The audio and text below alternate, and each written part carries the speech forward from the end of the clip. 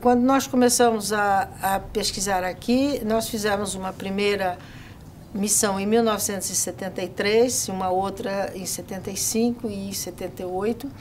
E como desde o início nós havíamos notado que faltava qualquer tipo de informação sobre a região, então nós decidimos montar uma equipe interdisciplinar. E todos foram unânimes em dizer que a região era absolutamente algo que se sobressaía em todos os campos. Rapidamente, nós já tínhamos ultrapassado a centena de sítios com pinturas muito diferenciadas. Então, nós tínhamos todos os indícios que estávamos tratando com uma civilização extremamente importante e que havia perdurado aqui nessa região durante muitos milenários. Com todos esses dados, nós montamos, então, um pedido ao governo federal para que fosse criado um parque nacional, porque nos pareceu a melhor maneira de proteger essa natureza tão importante, tão exuberante, não é? Com esses sítios arqueológicos que constituem um dos maiores núcleos de pinturas de todo o mundo.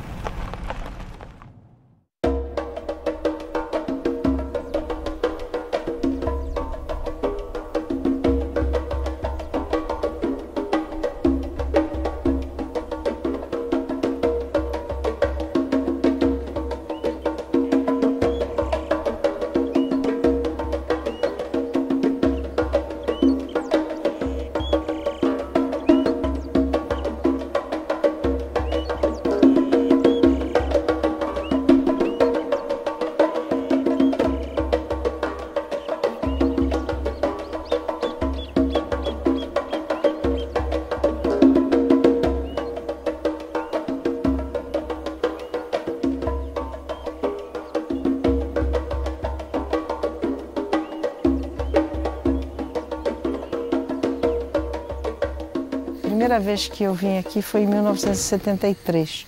Nós entendemos que esse sítio era extremamente importante porque com essa diversidade ele deveria representar muitos anos de ocupação. Não foi de uma só passagem que o homem havia feito uma tal obra. Essa obra significa milênios pintando, a cultura evoluindo, novas ideias surgindo, novas técnicas. Então nós decidimos que seria essencial escavá-lo. A primeira escavação tinha 8 metros por 5 e em seguida nós ampliamos e acabamos escavando 750 metros quadrados sob uma profundidade média de 6 metros. Quer dizer, uma quantidade imensa de material. Esse sítio nos deu mais de 26 mil peças de pedra lascada. Nós encontramos também pedaços da parede, porque cerca de 40% das pinturas já caíram. Essa parede cai, é uma rocha extremamente frágil e nós encontramos em diferentes camadas, desde o início, começando com 9 mil anos, 12 mil anos e chegando até uma datação de 23 mil anos para pedaços com pinturas aqui.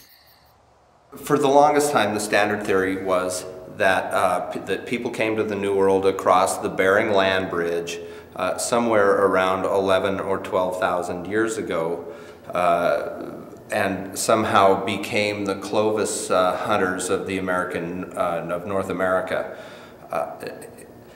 this theory has basically stood because there hasn't really been a lot of evidence to the contrary to disprove it. Nós temos que pensar que a América é um continente que vai do Polo Norte ao Polo Sul, um continente imenso. Acreditar que o homem chegou aqui vindo só por Bering é muito ingênuo. O homem chegou à América por vários caminhos e em várias épocas, não foi uma leva humana. Além do mais, hoje nós sabemos que o homem navegou há muito tempo atrás. Quando eu estudei arqueologia, se ensinava que o homem começou a navegar há 7.000 anos atrás. Hoje, os australianos provaram que na Ilha de Flores, a qual só se pode chegar de barco, havia, inclusive, restos de Homo erectus, quer dizer, pelo menos há 800.000 anos atrás o homem já navegava. However, at this point in time, a lot of material is coming out of the ground in places such as South America, where we now have sites that date back to 15 and in some cases 20,000 years. Which makes us question some of the theories of some of the ideas of how people came to populate the New World. Eu mandei para a França carvão que foi ser datado no laboratório de GIF e eles me comunicaram o resultado 25.000 anos. Eu então falei com a chefe de laboratório, disse, olha, há algum engano porque na América não existe nada tão antigo. Ela me respondeu, não, são amostras do seu sítio.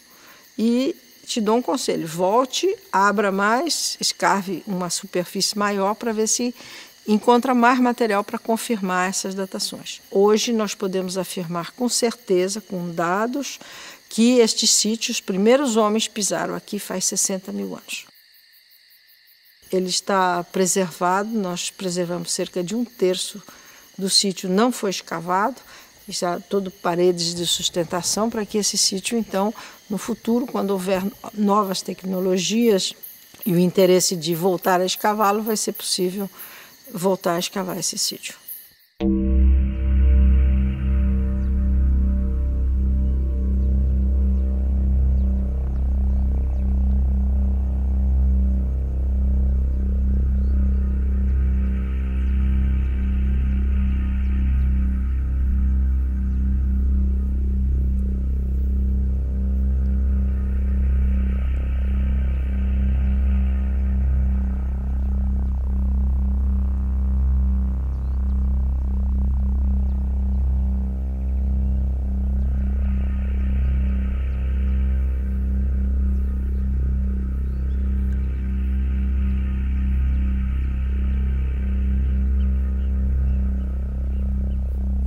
Nós usamos uma terminologia que se usa na arqueologia de tradição. Você pega traços culturais que estão sempre aparecendo juntos e engloba tudo isso como se fosse uma sociedade que fosse o produtor daqueles representações ou daquele material lítico, daquela cerâmica. Então, na realidade, a tradição significa os indícios culturais que te permitem identificar uma sociedade. Na Europa, então, nós temos os animais, principalmente, muito bem trabalhados. Os seres humanos são raros e mal trabalhados. Aqui, na tradição nordeste, nós temos uma grande quantidade de seres humanos, animais, figuras geométricas também, sinais. E a característica é que esses animais e seres humanos, eles representam ações. Nós podemos ter ações reunindo homens e animais, homens a vegetais, porque nós temos também representações de plantas, nós temos representações de elementos culturais, nós temos, por exemplo, representações de homens caçando com o lança-dardos, nós temos representações de maracás, de flautas, quer dizer, existe uma representação muito rica das tradições e dos elementos que faziam parte dessa cultura, não é? A gente pode ver uma cena da árvore, como nós chamamos, na qual nós temos figuras humanas que são pequenas. Aqui nós temos uma outra figura humana, as duas coxas muito grandes, as pernas que vêm para cá estão meio estragadas, e no lugar da cabeça somente as plumas. E não tem braços, é como se fosse uma grande máscara, mas o falos está representado. E nós temos aqui uma outra técnica, que é a técnica do crayon, quer dizer, o pigmento era duro, era sólido e foi passado, e tem essa impressão, não foi uma pasta. Se vê bem a diferença com as outras. Aqui, umas representações humanas, como se fosse uma cena cerimonial, completamente geometrizadas, mas se vê bem o corpo e depois braços e pernas representados dessa maneira. E em cima, de novo, os pequenos indivíduos com o corpo preenchido completamente pela pintura vermelha, e parece ser uma cena de uma luta ou de uma representação qualquer, na qual eles têm o lançador de dardos na mão e os dardos. Ali nós temos uma grande figura, que já é uma figura da tradição agreste, que é uma tradição que durante um certo tempo coabitou com a Nordeste aqui nessa região, e que tinha como característica, são essas grandes figuras humanas estáticas, não tem representações de cenas e tem uma técnica de pintura não tão desenvolvida, não tão requintada como a da tradição Nordeste. E embaixo dela nós temos as representações da tradição Nordeste, do estilo mais antigo. Mas essa aqui é a característica, então, essas grandes figuras, algumas grandes, outras não tão grandes, mas estáticas dessas figuras humanas.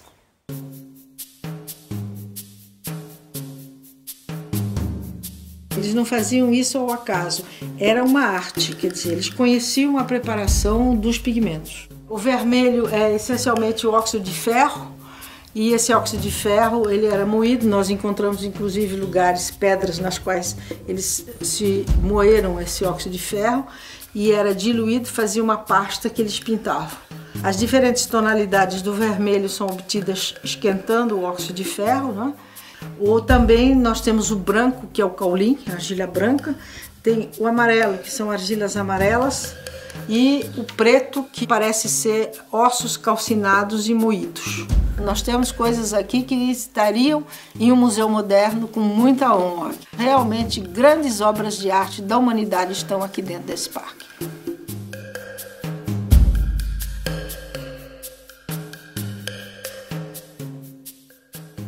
Essas pinturas eram a crônica social desse povo. Quer dizer, era a maneira como eles tinham para guardar as suas tradições, porque eles tinham tradições culturais para guardar, isso não eram brincadeiras.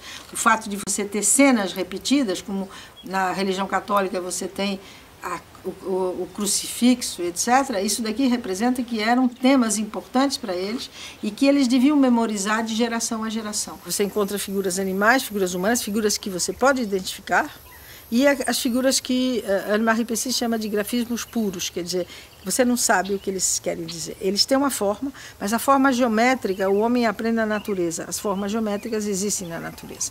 E todos os homens fazem as mesmas formas. Agora, o que ela quer dizer é que é difícil. Por exemplo, esse círculo com os raios que saem, muitas pessoas dizem que é o sol. A representação do sol, porque se você pedir para uma criança me desenhe um sol, ele vai fazer isso. Eu já vi um índio explicando que aquilo era a aldeia, que a aldeia deles é circular, e os caminhos que vão para as roças. Quer dizer, nós temos que pensar que nós não podemos jogar a nossa maneira de ver as formas para cima da interpretação indígena. Eles tinham a interpretação deles. Eles pintam uma imagem sobre a outra, mas não me parece que há desrespeito. Parece que eles usaram aquilo para uma composição cujo sentido nos escapa. Nós temos no famoso painel policrômico que existe aqui, nós temos a superposição do veado, uma onça, seres humanos. É toda uma história e foi uma maneira de apresentar o espaço, o tempo, assim, colocando um sobre o outro. Essas pinturas são realmente extremamente narrativas, elas contam uma história. E esse povo que vivia aqui entendia essa história. Agora, qual era essa história é que nós nunca vamos poder saber.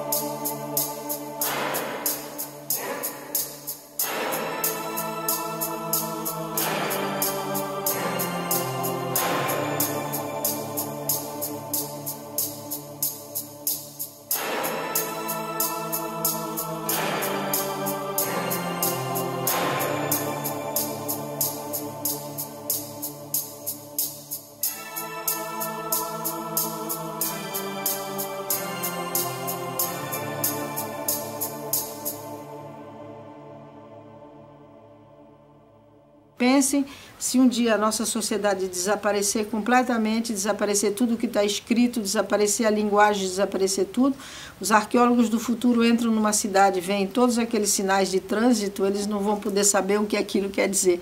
Nós estamos face a eles na mesma situação, nós não temos o código.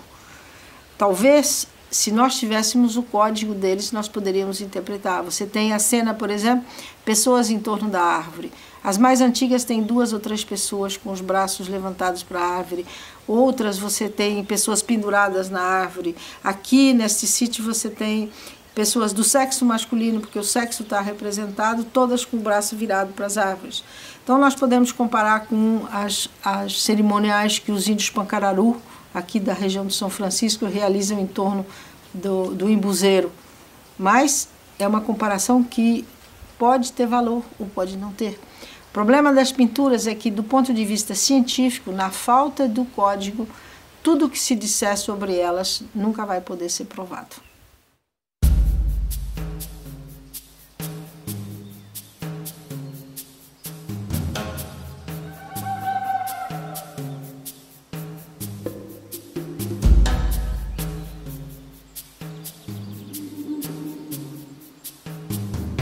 Aquilo que era da natureza era de todos, não havia propriedade da terra, não havia propriedade de nada, quer dizer, tudo isso pertencia a todo mundo tinha o direito de pegar a sua terra para plantar ou para caçar dentro.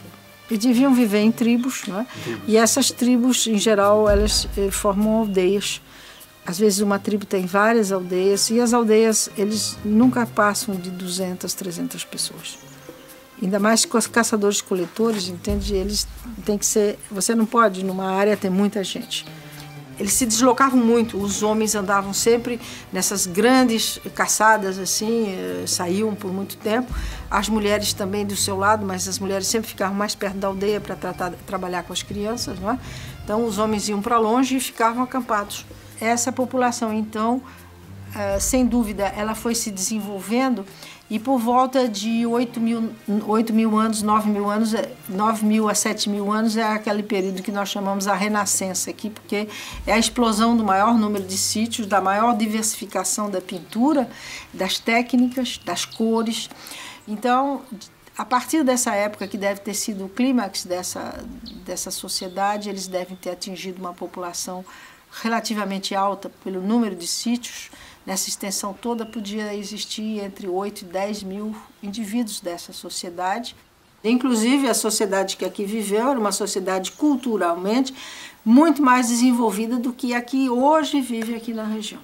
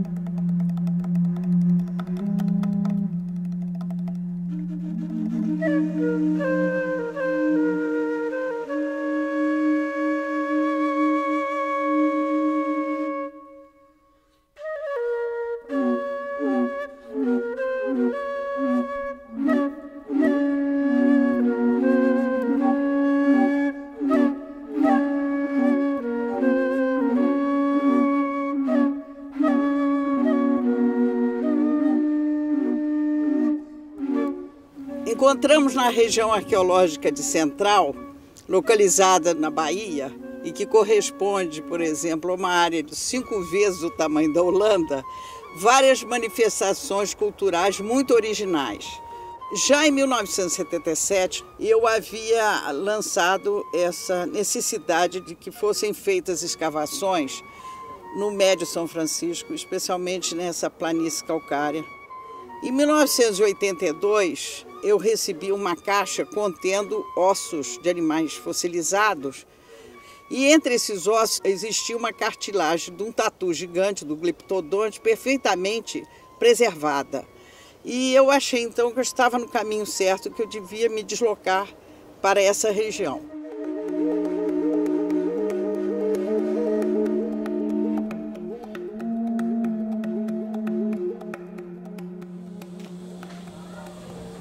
Dona Maria, quando chegou aqui, ela veio do Rio com um moço, filho daqui. Aí começou, faz 18 anos que ela aproximou dessa região. Não, eu não conhecia bem, mas tinha um amigo que conhecia e eu era o guia dela e ele o guia meu. Eu sou admirador daqueles desenhos ali. Porque só aquele sol, que parece que foi feito agora mesmo, tão visível. Tem aqui o Boqueirão, tantos desenhos que tem, de todos os tipos, que foi o lugar que eu notei. E parece que existia todo tipo de caça ali. De cobra, caças, tudo tinha ali naquele Boqueirão.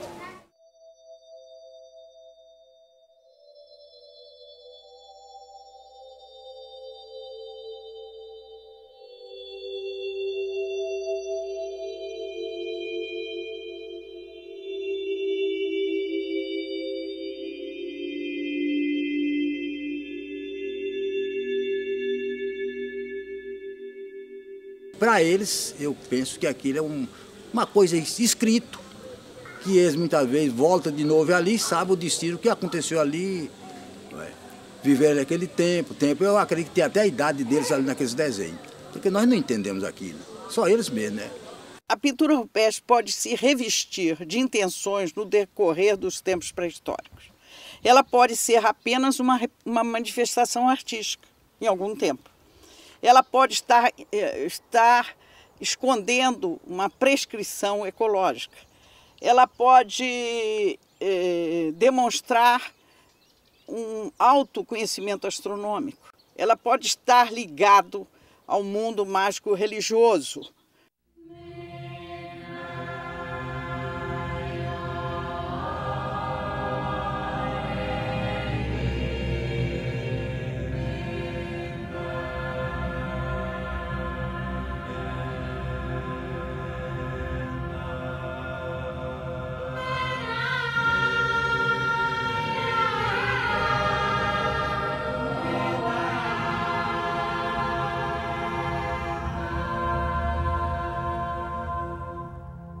Num primeiro momento, quando eu comecei a interpretar essas pinturas rupestres, eu comecei a notar que havia muito do conhecimento astronômico do homem pré-histórico, eu, de uma maneira muito simplista, chamei essa tradição de tradição astronômica.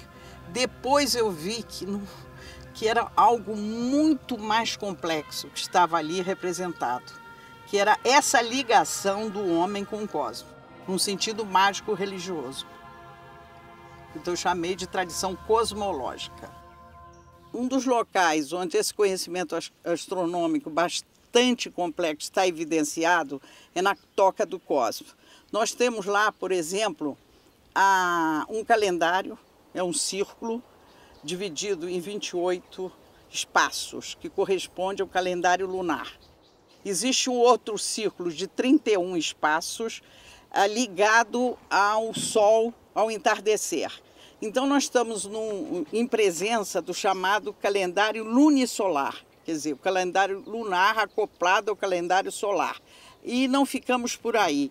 O conhecimento de dia e a divisão do dia em hora está representado numa figura bastante expressiva que tem um traço no meio e do lado estão pintados 3 estrelas e 12 espaços que correspondem às horas da noite. Do lado direito nós temos a representação do Sol com 12 espaços que representam as horas do dia. E na base da representação nós temos 12 retângulos apontando para a possibilidade que eles conhecessem um ano de 12 meses. Mas existe também, junto ao calendário lunar e solar, uma grande figura com 108 espaços e há círculos concêntricos nessa figura em número de 9. 108 dividido por 9 dá exatamente 12, o que reforça a possibilidade que esses pequenos quadrados, ou retângulos, representassem meses. O astrônomo Ronaldo Freitas Mourão fez um levantamento mundial de representações de cometa. E segundo ele, o cometa representado na Toca do Cosmo, que tem 1,63 m de comprimento, ele é o cometa maior já representado pelo homem pré-histórico. Eu acho que aquela representação do cometa, da Toca, é uma representação única no mundo, porque eu fiz várias pesquisas em textos, etc. Eu nunca encontrei nada tão real e tão próximo a uma realidade de um cometa. Há também na Toca do Cosmo uma abertura que foi construída e que deixa passar o Sol no solstício do inverno e se acopla diretamente ao Sol pintado, marca exatamente uma posição do solstício. Eles tinham conhecimento do céu que eles observavam. Não tenho dúvida que eles também, se usavam um meio de cálculo através de gráficos, para guardar para a posteridade o sentido, para mesmo para uma memorização do que ele tinha observado. Eles não sabiam o que aquilo representava. Há muita magia nisso tudo. Esses astros mudam de posição no decorrer do ano e tem um simbolismo muito grande para qualquer homem de qualquer tempo.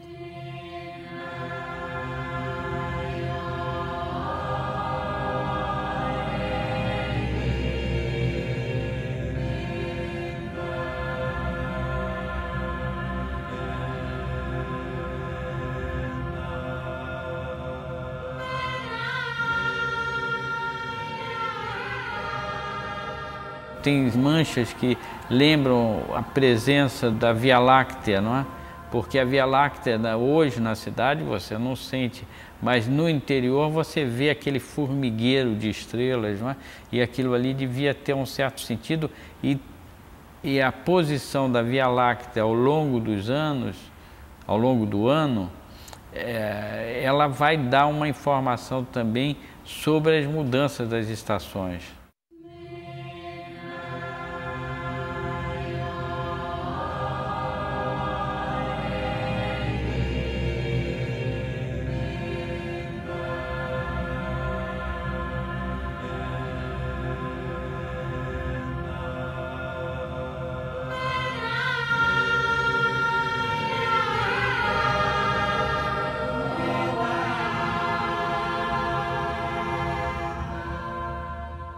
Essa nossa pergunta de hoje, eu acho que vale para um homem pré-histórico.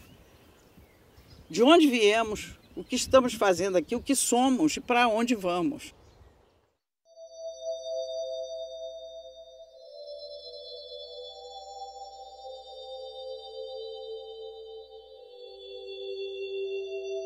Eu acho que é preciso ousar e é preciso contestar.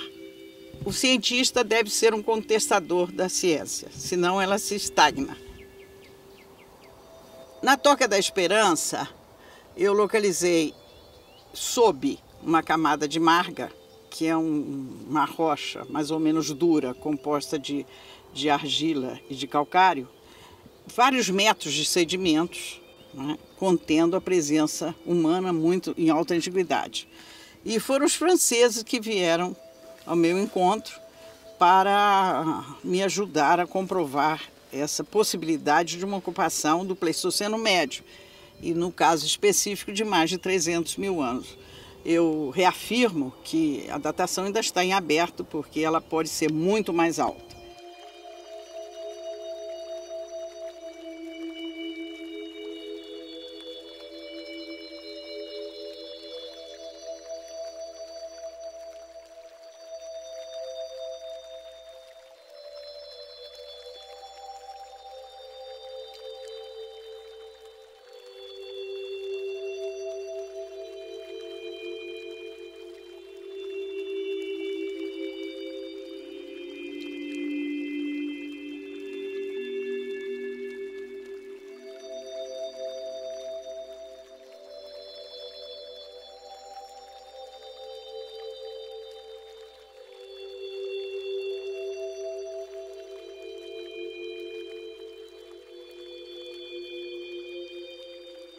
Nós temos num paredão o urso e a paleolhama. E essas pinturas nos falam de uma outra época em que o clima ali foi frio e seco. No caso específico, a do urso é uma representação bastante significativa, porque em todas as culturas ágrafas, o urso sempre foi um fazedor da primavera. Então ele é um intermediário entre o mundo natural e sobrenatural. Ele hiberna no inverno e acorda na primavera, né? Então ele faz esse milagre da aparição da primavera, segundo esses grupos tribais.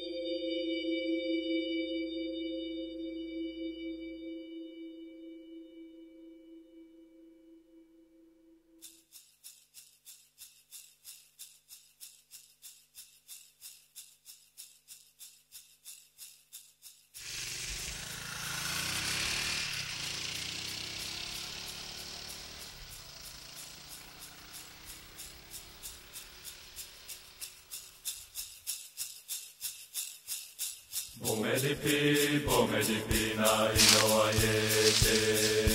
Pomedipi na inoayete.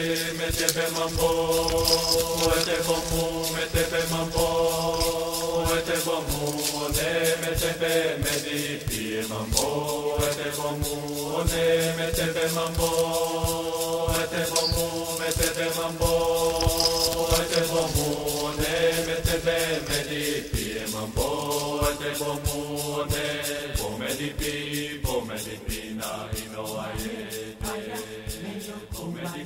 Medio kubaya, mehoya, mena.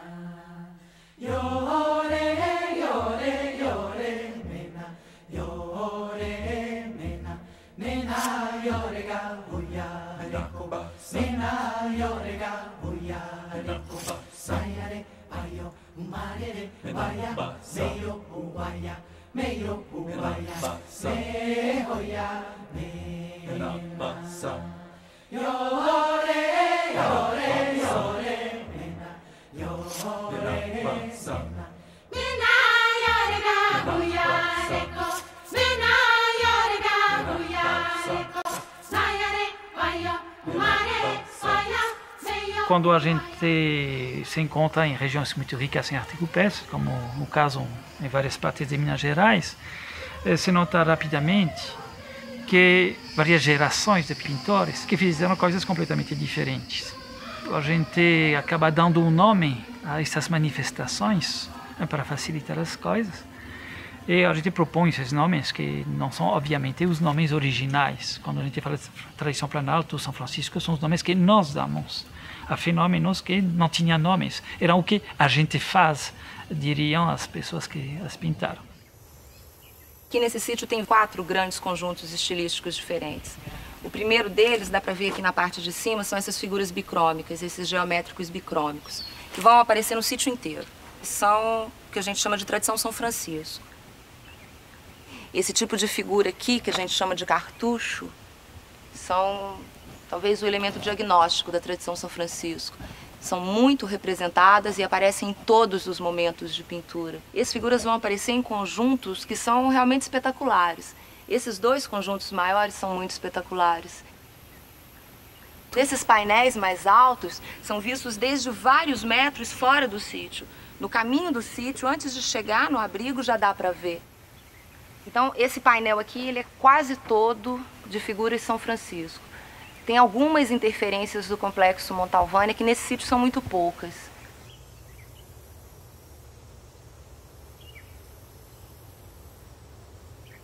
que em todo o vale a tradição São Francisco é imediatamente substituída por esse conjunto piolho de urubu, muito caracterizado pelos seres vivos, os animais e os vegetais, poucos antropomorfos aqui. Tem um buriti aqui, tem os pés de milho, tem uma ruptura temática muito grande com o que a gente encontra antes aqui, que é a tradição São Francisco. E tem um outro conjunto que aparece aqui, que são esses creõezinhos, que aparecem sempre nos cantinhos. É a manifestação local da tradição nordeste. É muito mais simples, a temática é mais simples.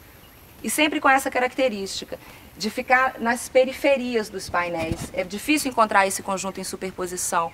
Mesmo os blocos que a gente vai chamar de tradição Planalto, tradição São Francisco, é óbvio que isso reflete uma grande diversidade de acontecimentos e de manifestações que aos poucos a gente vai subdividindo. Por outro lado, mesmo coisas que parecem muito diversas podem ser eventualmente devidas a um único grupo. Então nós estamos tentando fazer isto, embora nós não tenhamos dados muito precisos sobre os períodos ou sobre os grupos que pintavam. É uma coisa que nós estamos fazendo um pouco às cegas, a partir de muita intuição e de uma série de tentativas e erros.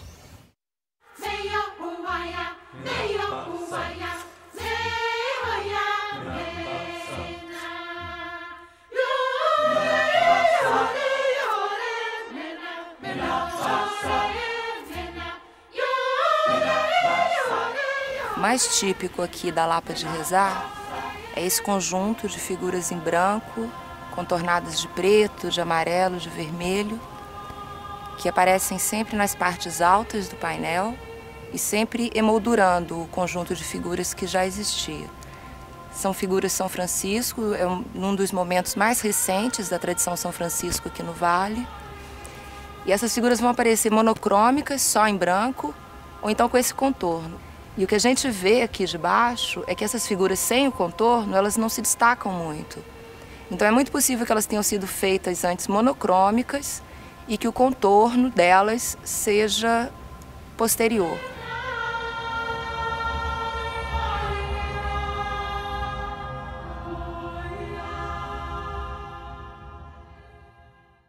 Bom, potencialmente esses homens são muitas gerações, né?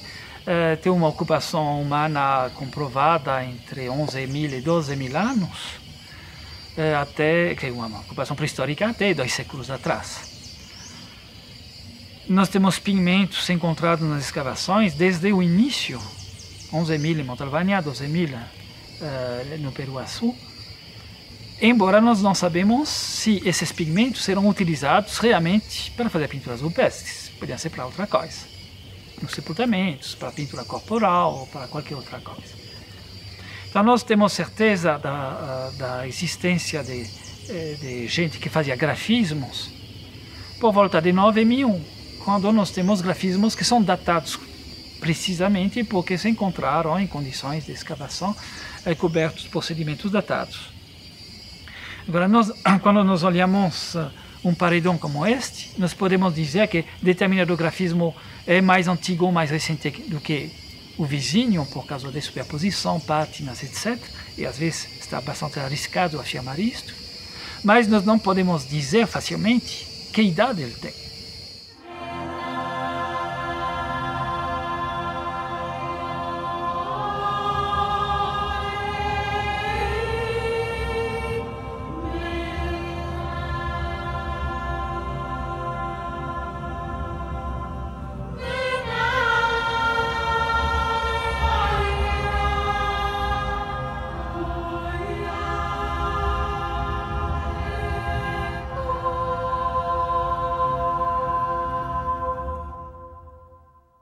As pessoas muitas vezes confundem rupestre com pré-histórico.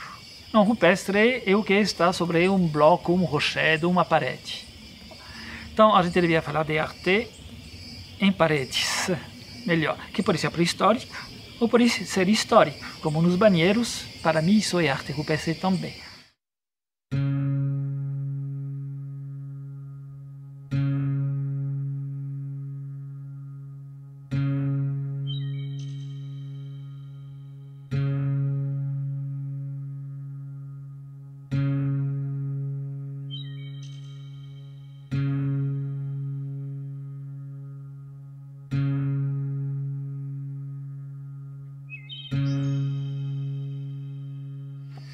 porque tem tradições que representam formas geométricas e outras que representam animais ou homens. Bom, primeiro, será que é isso mesmo? Tem grupos indígenas, entre os quais as mulheres vão representar a cobra por um desenho da sua pele, que é um losango, é o tema da cobra. Ou seja, é geométrico, mas representa um ser vivo. É uma escolha estilística. E nós vamos chamar de uma arte não figurativa, enquanto de fato, né, a pele da cobra tem um desenho losangular, ele é figurativo. Então, quando a gente fala geométrico entre nós não queremos dizer que as pessoas decidiram fazer símbolos geométricos não figurativos, mas simplesmente que são formas com uma certa regularidade que nós não somos capazes de identificar.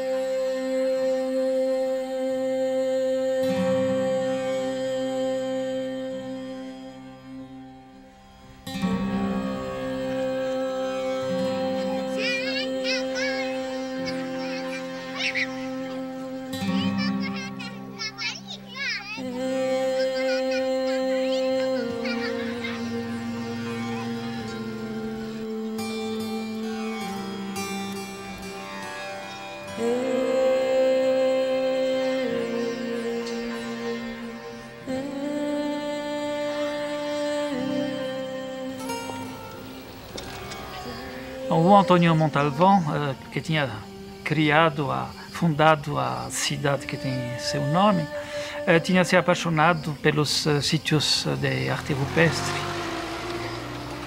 e encarregou seus auxiliares de procurar o maior número de sítios possíveis. Então, quando ele nos procurou, já conhecia uns 20 sítios. E depois da gente visitar esses primeiros sítios, ele encarregou o pessoal que estava com ele de continuar encontrando. A ideia dele era que se tratava de sítios que contavam a história do mundo, de uma certa maneira. Ele tinha tinha feito muitas leituras, às vezes desencontradas, na época sobre as mitologias gregas e romanas, e tinha montado na cabeça dele um patchwork, não somente desses mitos, dessas lendas, mas também de mitologias indianas ou de outras regiões.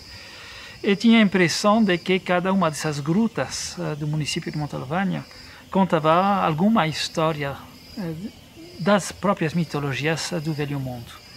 Por isso o sítio chamam de Poseidon, Vulcano, etc.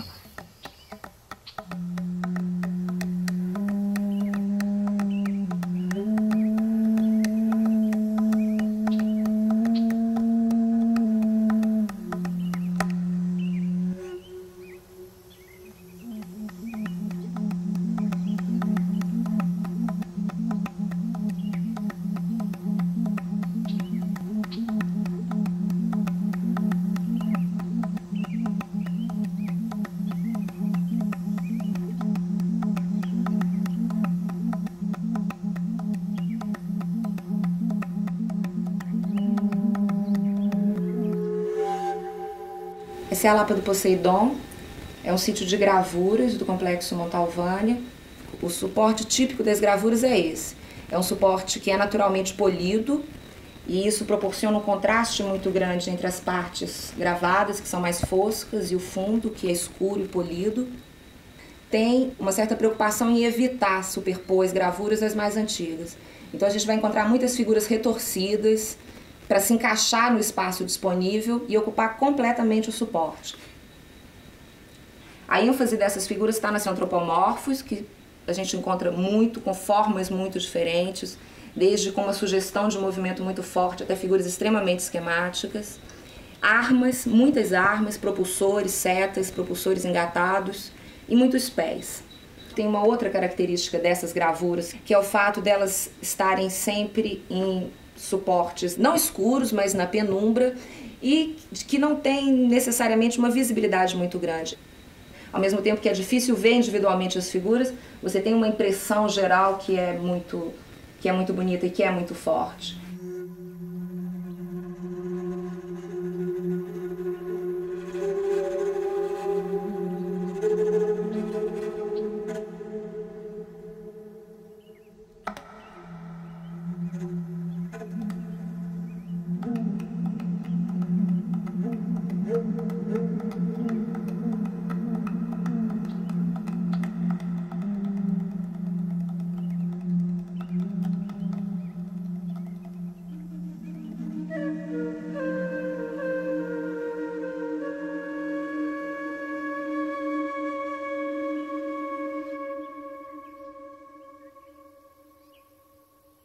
Bom, nós temos milhares, dezenas de milhares de grafismos rupestres em Minas Gerais, o mesmo tanto no Piauí, no Mato Grosso, na Bahia e muitos outros lugares. Esses grafismos foram pintados em centenas de gerações, por milhares de pessoas, talvez dezenas de milhares de pessoas.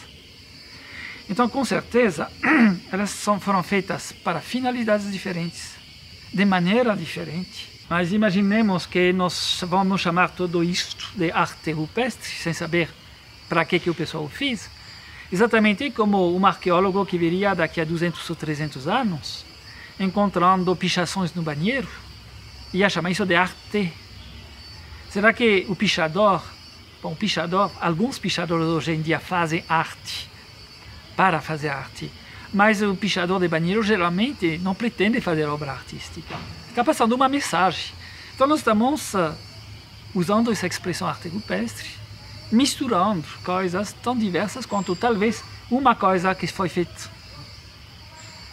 tendo em vista seu poder estético, outras que vai ser uma verdadeira mensagem facilmente lida, ou simplesmente o grafite de alguém que estava à toa, não sabia bem o que fazer, esperando a namorada, e deixou alguns grafismos.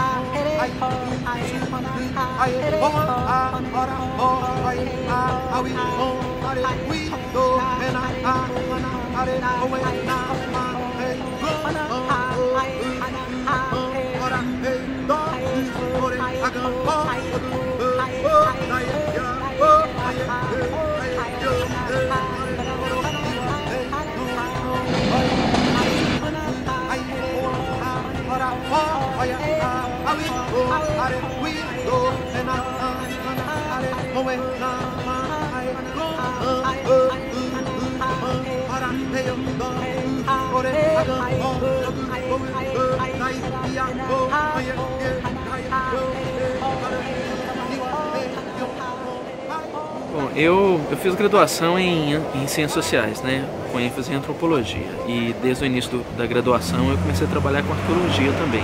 E aí eu fiz uma monografia de graduação sobre os pichadores. Comecei a olhar para as pichações, tendo isso em mente, assim, se não seria um bom tema para fazer um diálogo com os métodos de arqueologia, para ver se os métodos de arqueologia não dariam conta de falar alguma coisa sobre as pichações. Eu acabei brincando um pouco com essa ideia, pegando o material que eu tinha produzido para a monografia e fazendo um exercício que a gente chama de etnoarqueologia, quer dizer, que é o seu olhar para um povo que existe hoje, para ver como é que eles produzem os vestígios arqueológicos dele.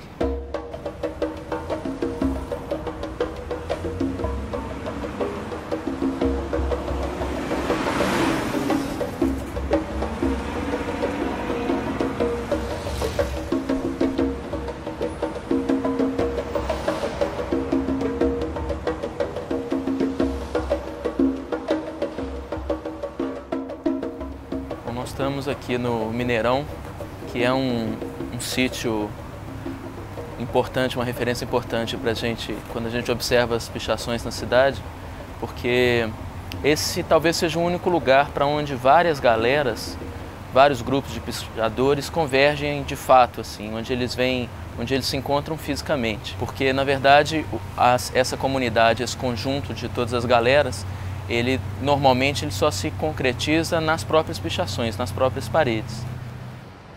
Nesse universo dos pichadores, o cara deixa de ser filho de fulano de tal, ou estudante tal da 8ª série ou do 2º ano, para ser aquele pichador. É um espaço de subjetivação, assim, de construção do cara como sujeito, como indivíduo. As pichações são uma forma de interferir. São fundamentalmente uma forma deles se relacionarem entre si, mas são uma forma de se relacionar com a sociedade também. E só faz sentido porque é uma forma de se relacionar com a sociedade também. E pichar os lugares é se relacionar com o dono da parede também, né? Você está desafiando valores importantes, um deles é a propriedade, né?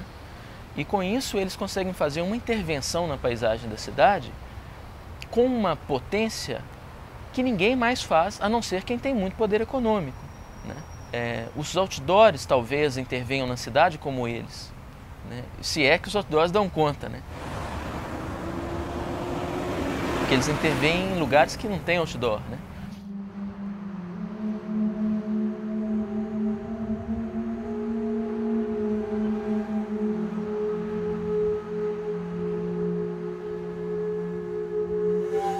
Não é uma guerrilha urbana, não é um processo revolucionário, né?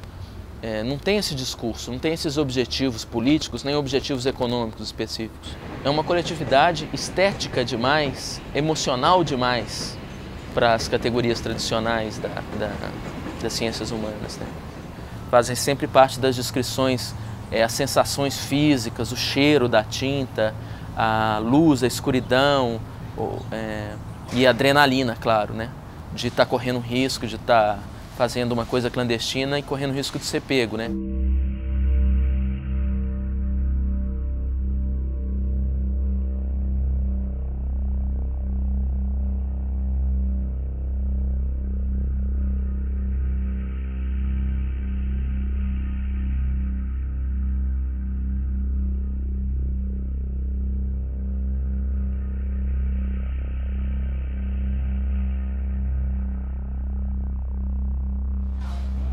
Meu nome é Wagner, sou motoqueiro. Nas horas de folga, gosto de praticar o alpinismo urbano. O alpinismo urbano é escalar prédio sem corda.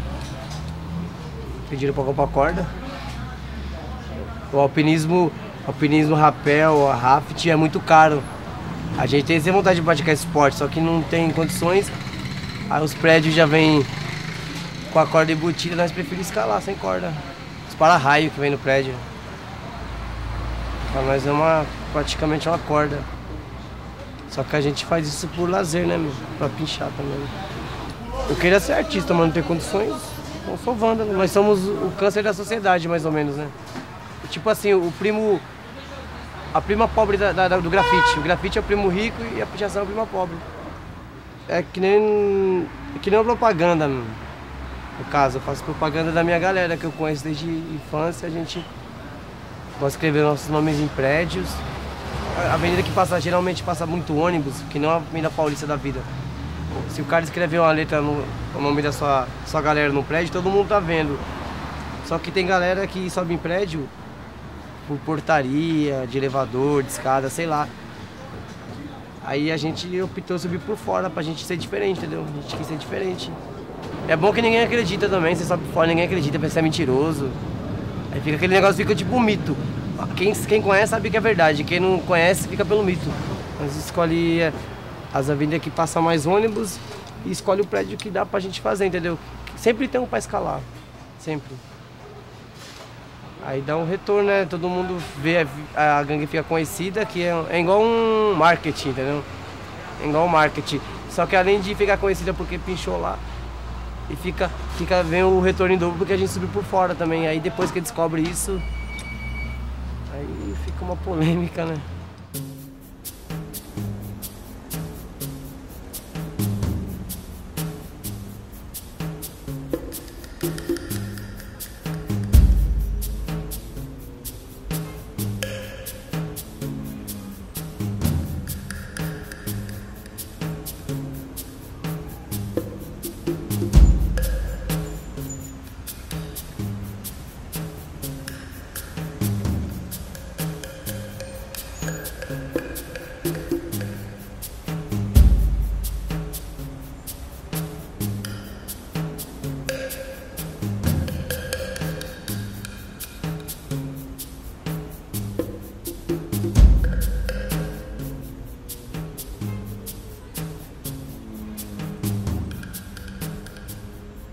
tem mais de 30 caras, 30 pessoas que vários anos a gente renova.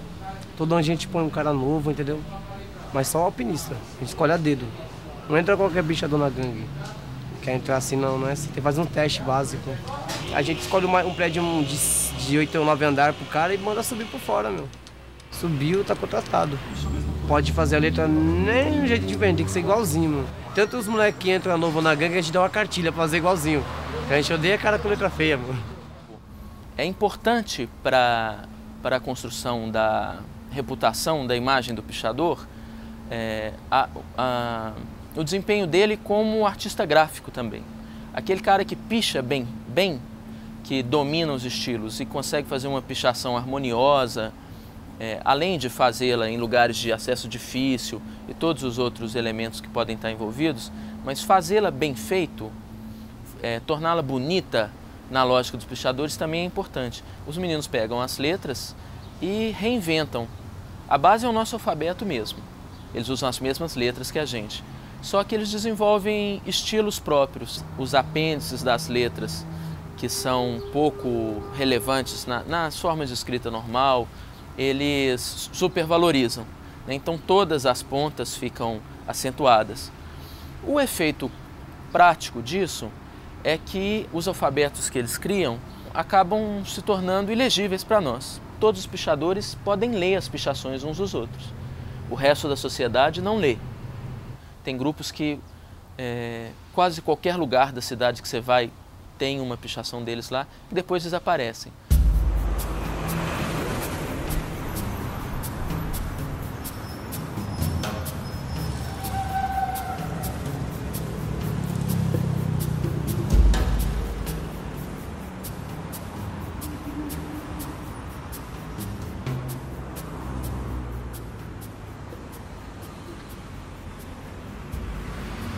A gente está numa área em especial que tem uma grande concentração de nomes, grifes, assinaturas.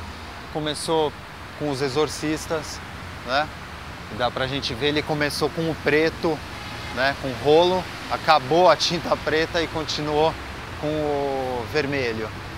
E aí, obviamente, por ficar antiga a marca, ser antiga, há interesse dos grupos mais novos de irem se aproximando e irem colando próximo às assinaturas mais antigas, né? Mas chama a atenção a quantidade de coisa que tem e como o pessoal aqui em São Paulo data as pichações, coisa que em Belo Horizonte é muito raro de se ver, dá para ver que aqui tem uma profundidade cronológica grande. Tem coisa aqui datada de 90 e poucos ou até de 89. O que no tempo dos pichadores é uma profundidade de tempo enorme, né? E o que para os arqueólogos não é absolutamente nada, né? 15 anos, muito menos de um segundo.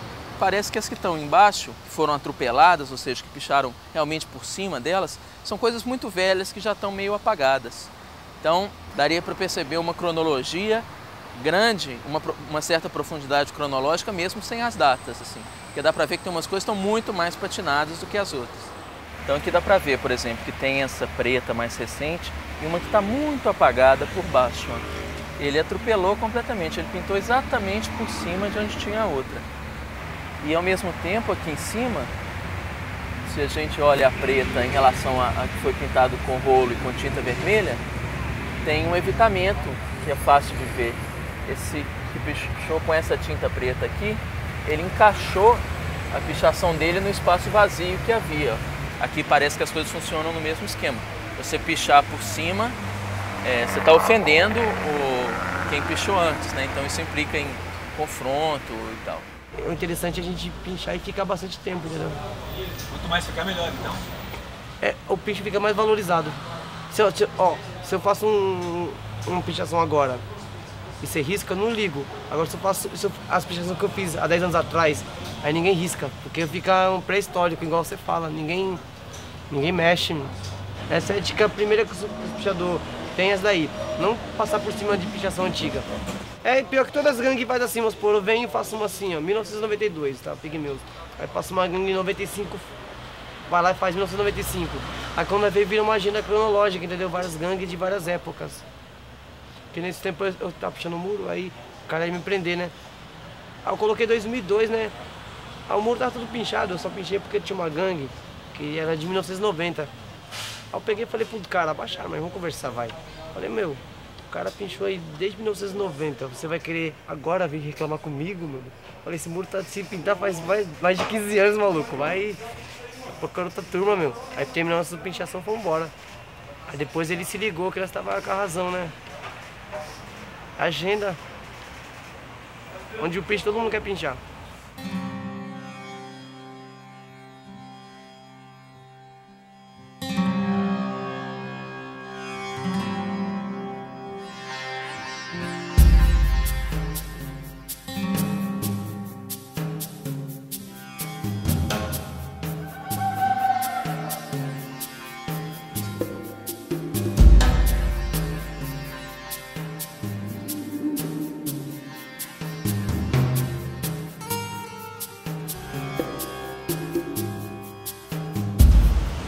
Trawap, assim, é definido como uma pichação evoluída, né, hoje em dia. O pessoal, tipo, era muito discriminada a pichação, então decidiu partir uma mistura da arte com a pichação. Aí saiu o Trawap, entendeu? É uma mistura de arte com vandalismo.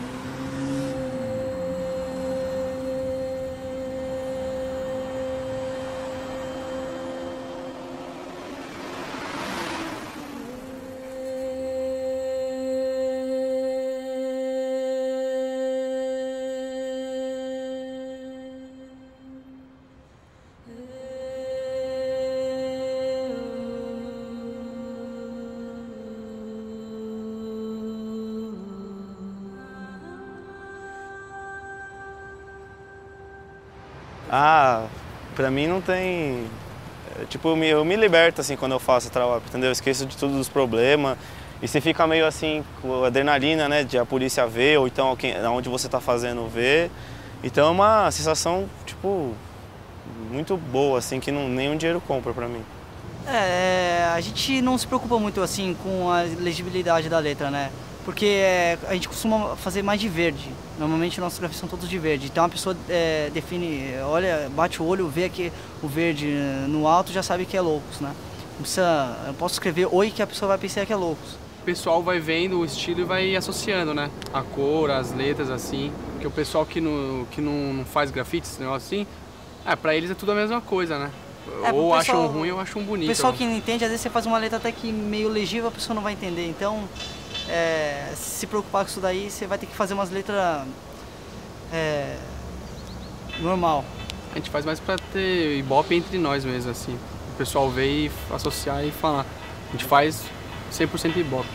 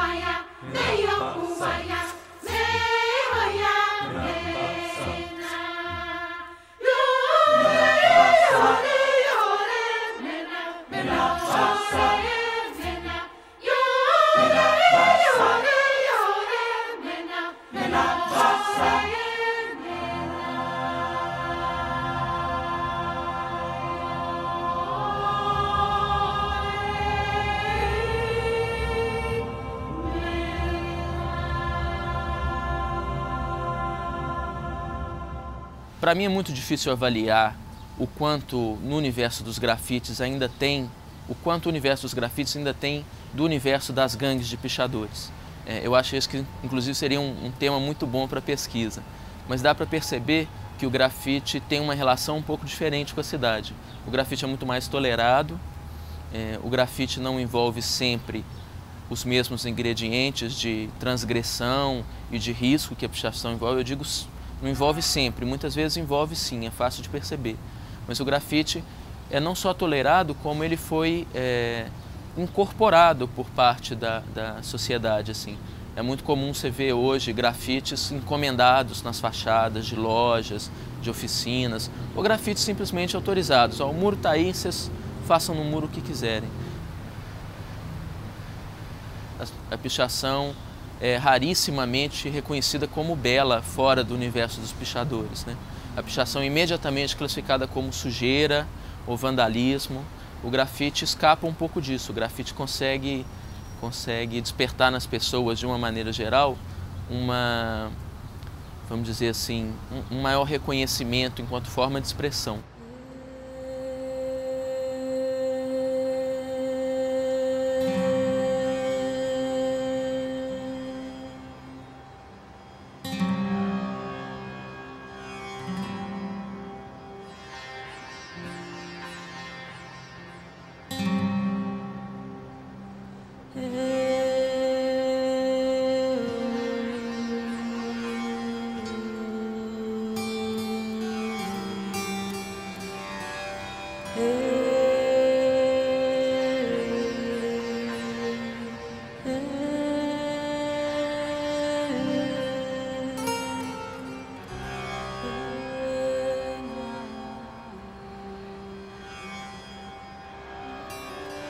A partir do momento que você quer dizer alguma coisa, você tem que encontrar uma maneira de estar fazendo isso.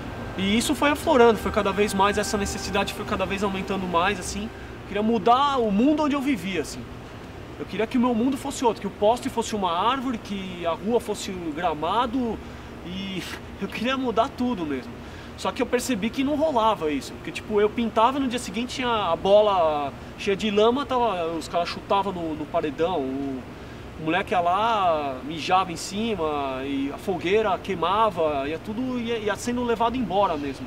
Eu meio que tenho que me convencer que a partir do momento que você pintou, aquilo já não é mais meu, assim. Por outro lado, as pessoas passam por ali, por algum momento aquilo é meio que uma janela. É como se você olhasse por uma janela e olhasse um determinado ponto ou colorido e a sua imaginação vai embora. Eu grafito por necessidade, porque o meu maior momento é quando eu estou fazendo grafite. Não tenho interesse em saber se vai ficar para sempre. O importante é eu estar fazendo, assim, é a hora que eu mais me sinto plena. Não tem coisa melhor do que você pintar na rua, conhecer gente, falar. Até quando você não está fazendo, você está enxergando coisas, sabe? Pô, aquela chaminé é linda, aquela textura é linda. A cidade inteira é uma moldura ali para você. Você está procurando espaço para fazer em tudo, assim. Você saiu, sabe, daquela coisa reta, quadrada, de regras. Tudo é uma possibilidade. Por que eu grafito?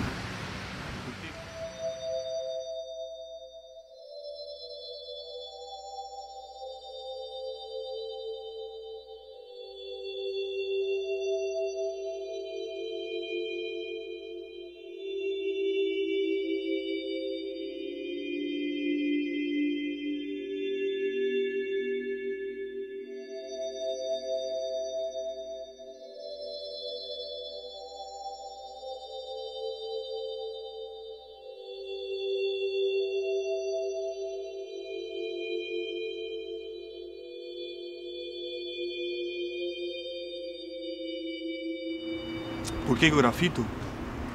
Ah, não sei, meu. Eu tô sempre na rua, gosto da rua, talvez eu goste de interferir de alguma maneira na rua.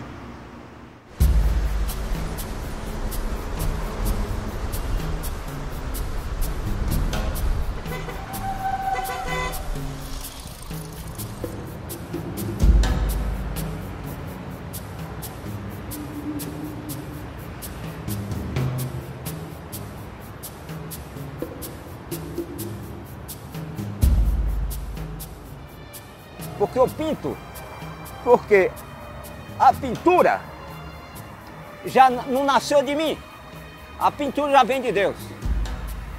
é o verdadeiro técnico especializado em tudo. O maior pintor, o maior agricultor do universo é Deus.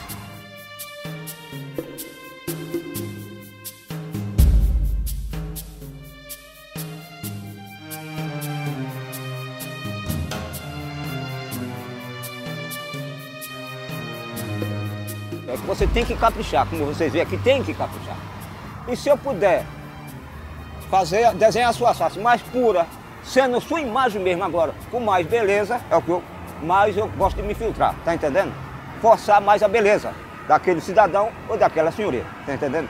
Forçar mais a beleza daquela pessoa. Se o seu rosto tiver rugas, eu tirar ele sem rugas, tá entendendo? Não ter rugas, aquela a face limpinha, pura, tá entendendo? Eu capricho nisso. A minha tinta é carvão, ouça bem, é carvão, barro e cal. Você não gasta dinheiro, é isso aqui, você tá vendo. Barro e cal. Se tiver o toá, que é barro também, é melhor ainda, tá entendendo? Porque o trabalho é meu, eu trabalho com o dedinho, queimando, tá entendendo? É assim, eu trabalho queimando, para ficar lisinho, a chuva bater e não desmanchar, entendeu? As cores tem aquele, o branco, tem o creme e o azul. O verde, dessa folha, é os olhos, tá entendendo? Essa folha aí eu espremo ela, tá entendendo? Tem a minha escolha com um pouquinho, com a flor, eu misturo, sai o olho verde, meio cremoso, tá entendendo? E sai o olho azul, o azul sumo, o verde sumo, e tiro o azul também, tá entendendo? Da folha do mato.